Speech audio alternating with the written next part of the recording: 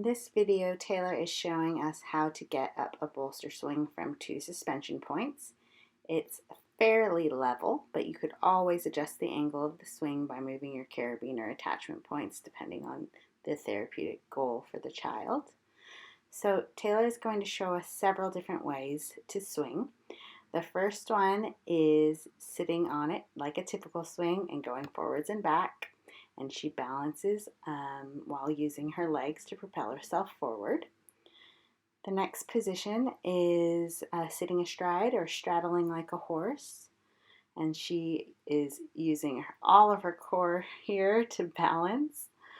The next position that she's going for is laying in prone over the bolster swing, where you can really work on some of that neck and back extension.